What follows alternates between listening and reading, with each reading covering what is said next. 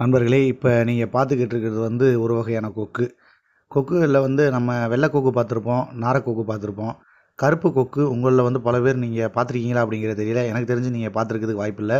இப்போ நீங்கள் பார்த்துக்கிட்டு இருக்கிறது எல்லாமே வந்து கருப்பு கொக்கு. வெளிநாடுகள்லேருந்து இங்கே வந்திருக்கு. இந்த சீசனுக்கு மட்டும்தான் இது வரும். இது வந்து ரேர், அதிகமாக வந்து யாரும் பார்க்க முடியாது. இதை வந்து வீடியோவாக போடணும் அப்படிங்கிறதுக்காகவே மெனக்கெட்டு வெயிட் பண்ணி எடுத்து இதை நான் வந்து அப்லோட் பண்ணுறேன். இப்போ நீங்கள் பாருங்கள், இது வந்து பார்த்தீங்கன்னா கருப்பு நிற கொக்கு. நிறைய பேர் வந்து இது காக்கா அப்படின்லாம் சொல்லுவாங்க. இது காக்கா கிடையாது, கருப்பு நிற கொக்கு. பொறுமையாக கிளைமேக்ஸ் வரைக்கும் இந்த வீடியோவை பாருங்கள். அது பறக்கிற அந்த ஒரு அழகை வந்து வர்ணிக்கவே முடியாது. அந்தளவுக்கு ஒரு அழகாக இருக்கும். இப்போ இந்த பாருங்கள், எவ்வளோ மென்மையாக எவ்வளோ தன்மையாக மேய்ஞ்சிக்கிட்டு இருக்குன்னு. இப்போ வந்து பார்த்திங்கன்னா நம்ம ஏரியாவில் வந்து உழவு நடத்தியிருக்காங்க.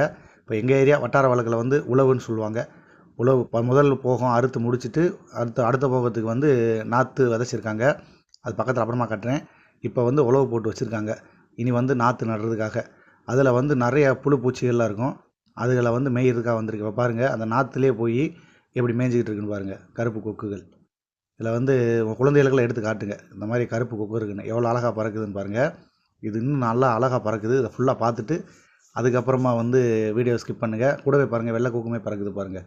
நீங்களாம் சொல்லலாம் கொக்கு இல்லை அப்படின்னு, கூடவே வெள்ளை கொக்கு சேர்ந்து பறக்குது. அந்த வெள்ளை கொக்கு வந்து இந்த கருப்பு கொக்கு போகிற திசையை பூராமே வந்து கவர் பண்ணியே போகும் பாருங்கள். அது அந்த கடைசிக்கு இந்த கடைசிக்கு நின்றுக்கிறோம்.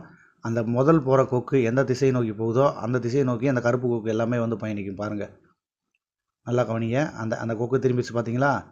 அது திரும்பினோடனே எல்லாமே திரும்பிடுச்சு மறுபடியும். எவ்வளோ அழகாக பறந்து வருதுன்னு பாருங்கள். பார்த்தீங்களா எவ்வளோ அழகாக இருக்குது. இந்த மாதிரி ஒரு காட்சியெல்லாம் வந்து காண கிடைக்காத காட்சி. இப்படி ஒரு வகையான கொக்கு இருக்குது அப்படிங்கிறதே வந்து உங்கள் குழந்தைகளுக்கு எல்லாத்துக்குமே காட்டுங்க.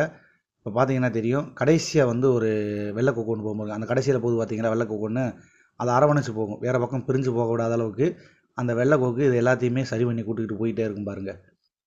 இது கடைசியில் பாருங்கள், கடைசியில் ஒரு வெள்ளை கொக்கு வரும் பாருங்கள். அப்போ வெளியிலேருந்து வர கொக்கு கூட இங்கே இருக்கிற கொக்குகள் வந்து அரவணைச்சு அது எப்படி போகணும், எந்த பாதையில் போகணும் அப்படிங்கிறத வந்து வழிகாட்டுது. ஆனால் மனிதர்களாகிய நாம் வந்து அதை மறந்துடுறோம். இங்கே பாருங்கள், என்னை மட்டும் எடுக்க மாட்டேன்னு சொல்லி ஒரு தும்பி ஒன்று வருது. இது எங்கள் ஏரியாவில் தட்டான்னு சொல்லுவோம். பார்த்தீங்களா, அந்த தும்பி கூட வந்துட்டு போகுது. இப்போ இது எவ்வளோ அழகாக மொத்தமாக போகுதுன்னு பாருங்கள். அந்த வெள்ளை கொக்கு போகிற பாதையை நோக்கியே மொத்தமாக எல்லாம் போகும்.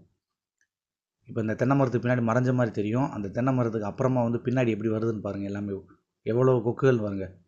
மொத்தமாக வந்து ஒரே டயத்தில் வந்துட்டு மேய்ஞ்சிட்டு ஒரே மாதிரி கிளம்பி போகுது. பார்த்தீங்களா, அப்படியே எல்லாமே வந்து அந்த மரங்களில் போய் அப்படியே அங்கே போய் தங்கிக்கிறோம். அதுக்கப்புறமா அதை வந்து மறுபடியும்